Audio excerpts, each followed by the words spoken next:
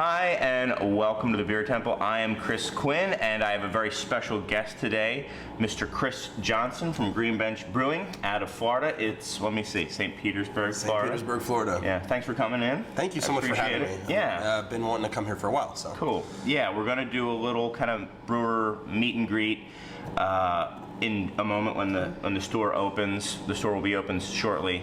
For those of you who've been watching for a while, you know we always do it right up until the moment the store is about to open, so we always are pressed for time, but you know, special guests, you still have to kind of play by my rules, which is rush into things, do everything at the last second. But anyway, thanks so much for coming. Could you tell me just a little bit about Green Bench? I know just very kind of ancillary info about it. I know you guys do a lot of, I guess, wild, natural fermentation sort of stuff. Can you just tell me a little bit about the brewery itself? Of course. About Green Bench? Of course, yeah. So we've been open almost 2 years, so September will be 2 years for us. Okay. We are the first sort of production microbrewery ever in St. Petersburg. Okay. And now there's a bunch in St. Pete, which is pretty cool. Green Bench itself by name is a reference to St. Petersburg. Okay. So back in the day, there were at one point over 3,000 green benches adorning downtown St. Pete, and St. Pete as a city used to market itself as the city of the green benches. Got it. So we took that name. We wanted to be synonymous with St. Pete. We wanted to be St. Petersburg's like brewery. The local brewery there, brewery. That's what we wanted to be because, you know, we're all from there. We all kind of grew up there. So you were from there as well? Yeah, I'm originally born in Tennessee, but I've been in St. Petersburg since I was 10. Okay. And my two business partners are actually born in St. Pete, and they grew up there as well. We all left for sort of college and whatever, and then came back and opened a brewery. Cool. So, yeah, so we want to be St. Petersburg's brewery again. We have a 15-barrel brew house. Actually, our core beers are, we do 2 IPAs and a pale are our cores. Okay, so you do natural brewer's yeast, or I'm sorry, just normal sort of Saccharomyces fermentation. Yeah. We most of the beers we make, our cores are clean beers. They're just like clean beers. We do dry stouts. We do like, you know, double stouts and coffee stouts and all sorts of different styles. What happened, one thing that we did though, when we opened our doors, we started with a foeder. So we had 4 stainless 15-barrel fermenters, and we had a 25 hectoliter foeder. And a foeder, if anyone doesn't know, is a giant oak fermenter. Yep. So one of our fermenters is oak. Big oak tank. Big oak tank. We had it custom built. So it wasn't from a winery. The concept that I had was I wanted to experiment with 100% oak fermented clean saison.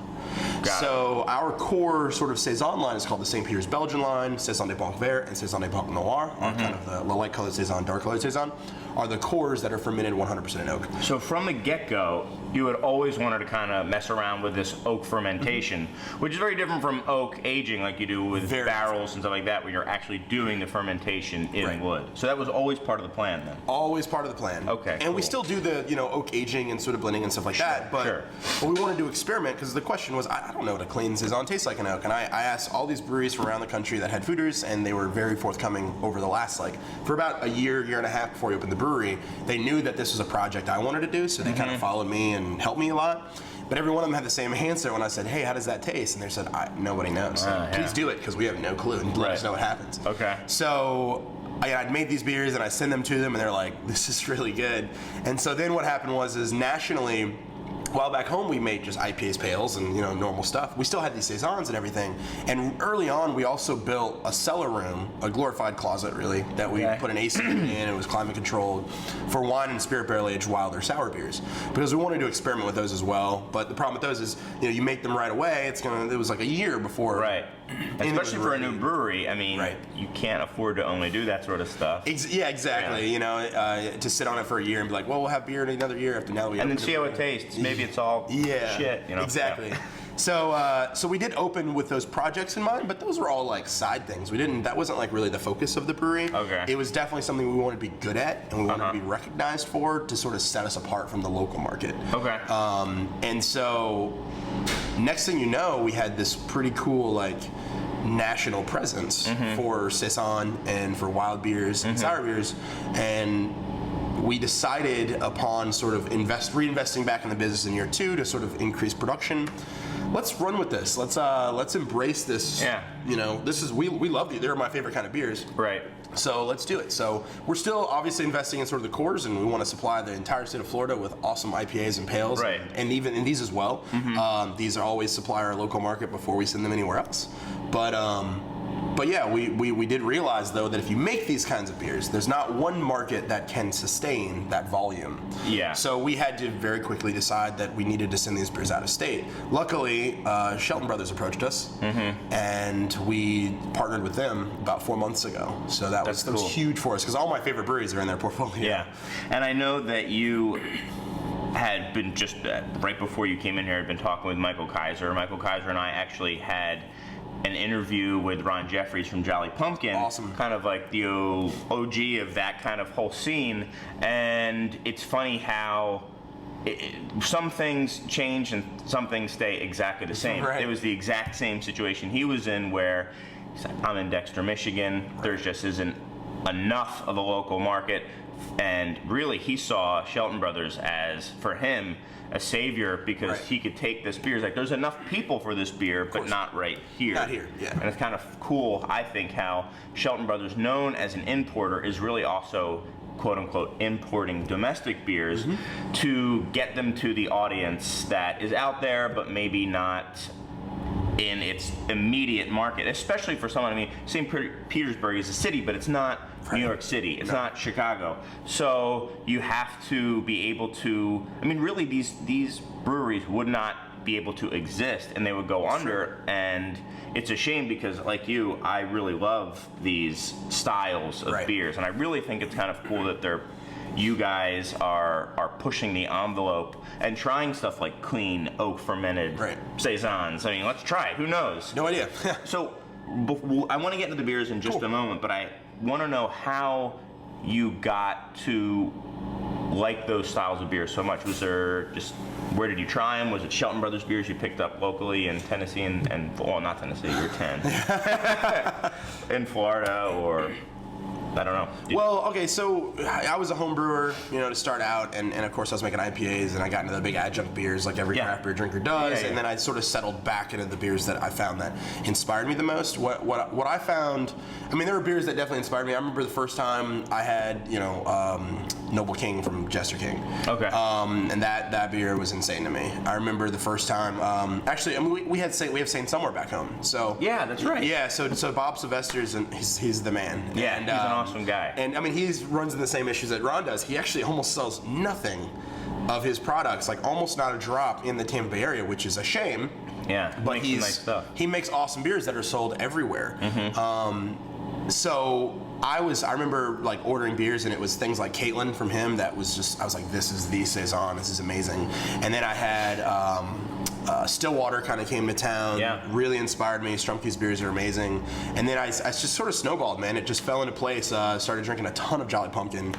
Bam beer is like the beer for me. Like it was like the perfect sort of meld of like soft, like complexity but delicacy. And what I found was that I felt like I couldn't hide behind these beers. It's similar to kind of somewhat lager brewing. Right.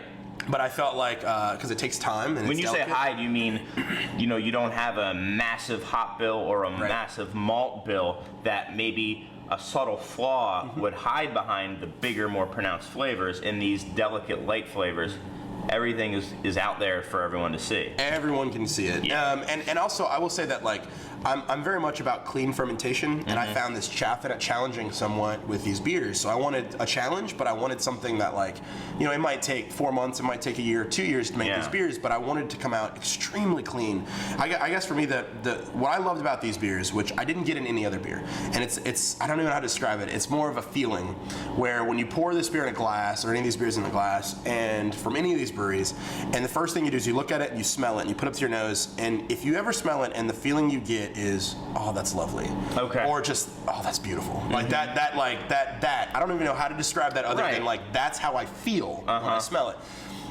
That's what I wanted. Like, that's what I fell in love with. I mean, you can do it with hops. You smell hops and you're like, oh, dude, that's like aggressive. That's amazing. Something in Imperial Stout, you're like, oh my gosh, that's bourbon or that's chocolate, and like that's all well and good. But these are the only kind of beers where when I drink it, I say, oh, that's beautiful. There's so many things that I thought were very interesting of what you said. One being aroma. Obviously, I talk about it a lot on the show. you only have a chance to smell a beer before you taste it once. So take as long as you want. I take smell a long time. smell it, and that to me, I would almost say it's over 50% of the experience for me, and it does bring back kind of, it can evoke a lot of emotions and stuff like that. So I very much get you there.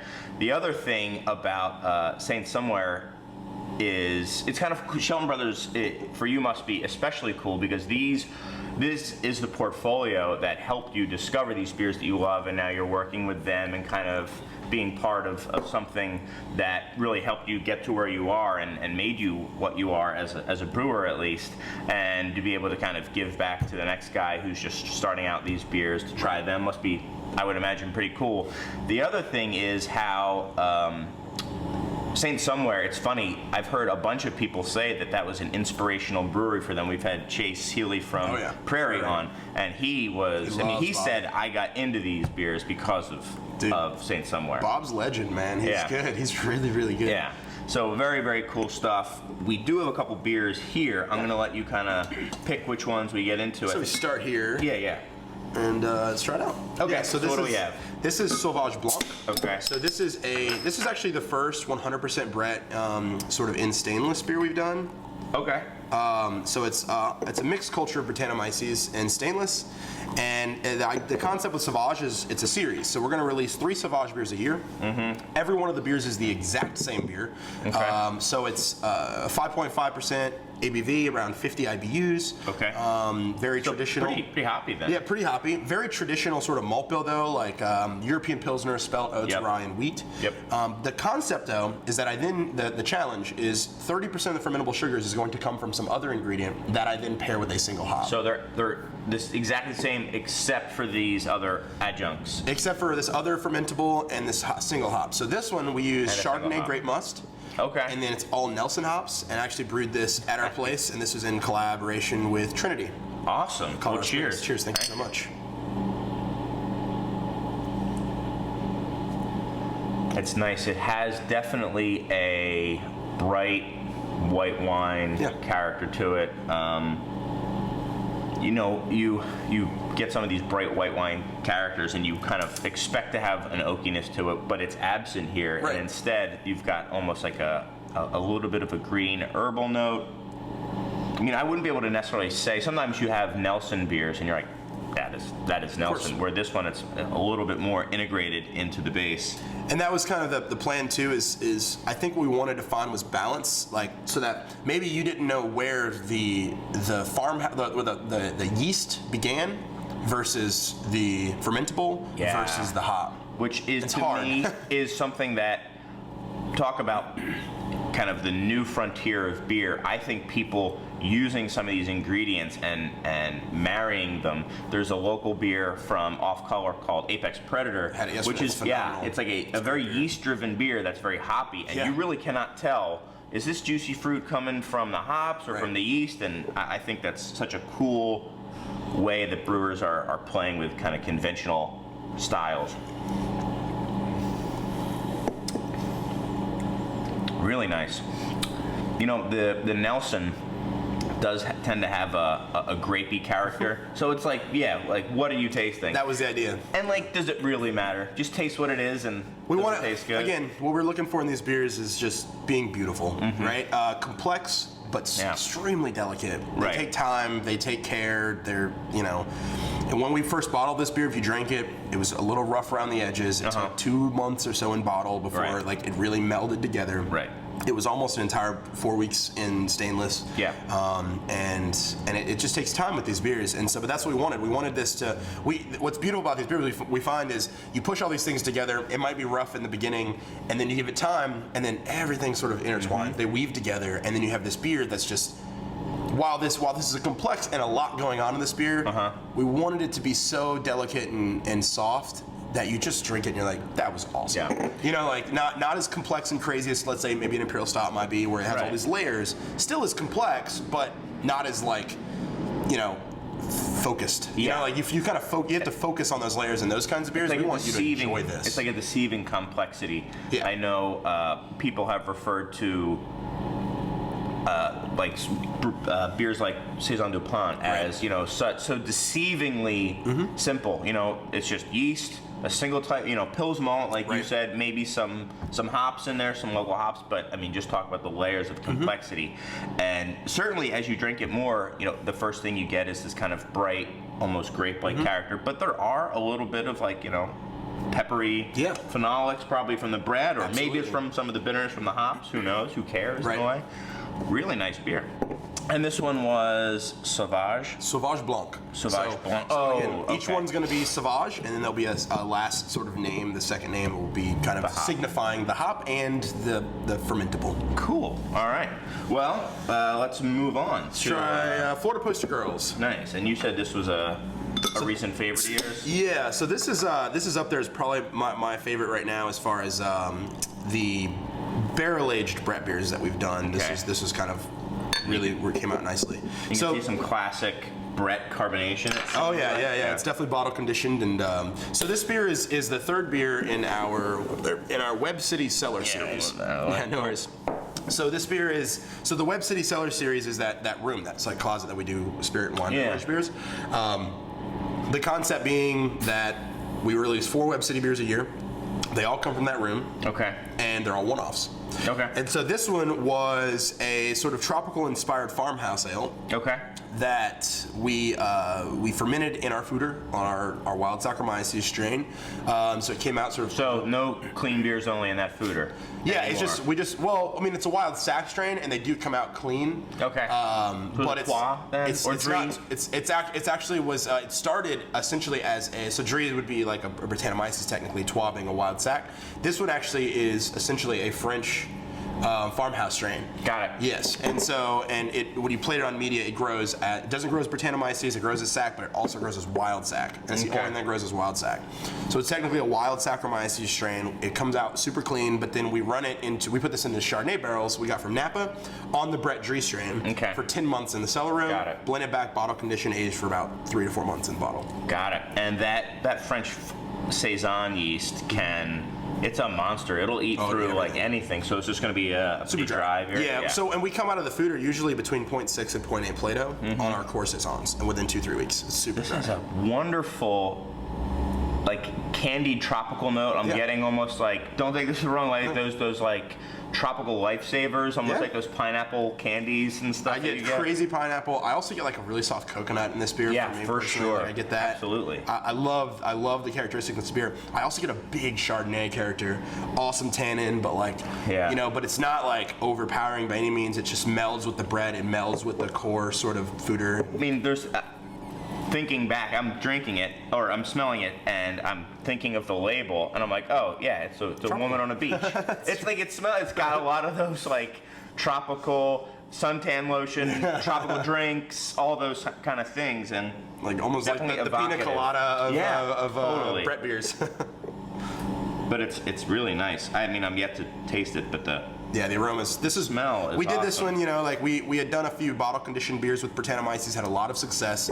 And it's funny if you try our early ones, they're way more carbonated, and we sort of dial it into the perfect carbonation. Chris, this stuff's really good. Cheers, so man. This is awesome. I appreciate it. It has so much, and I'm sorry to cut you off, but it has so much sweet tasting things, for lack of a better word, but without the actual. It's deceiving because it's dry. It's dry, yeah. But it's got all these flavors that you associate with sweetness. Right. And it's really cool. Thank you, man. I appreciate that. Yeah. We're pretty proud of this one. This was the first one.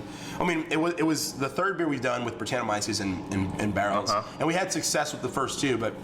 The intent of the first 2 was not to have an intense sort of Brettanomyces character. It was supposed to kind of sort of sustain the beer over time as far as stability and dry it out. But we weren't looking for crazy Brett character. This one we were, and it happened. And so we were so stoked to that. All right, we did it. This is the first one, and it came out really nicely. So now we have a lot more beers that kind of have this character that we're working on in the bag now. Killer. And I mean, just going through my mind, I want to have a lot of foods that I wouldn't necessarily think of a wild Brett beer. What's up, Nick? How's it going? Sweet shirt.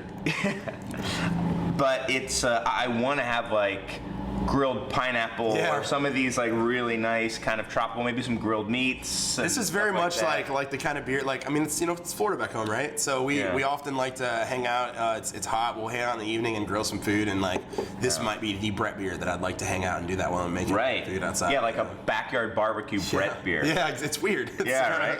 So it's fun. Thanks. It is time for us to go open the shop. We have an event to do, but thanks so much. Absolutely. It's been a blast, and I really appreciated you bringing these beers by us and letting us try them. Guys, thanks as always to you for watching. Feel free to rate us on iTunes, Facebook, all that stuff. If you have questions, you can shoot us an email at info@craftbeertemple.com. If you have any questions for Khris, I'll be sure to pass those along as well. But until next time, we've got some really awesome beer to drink, and hopefully you do too. Cheers.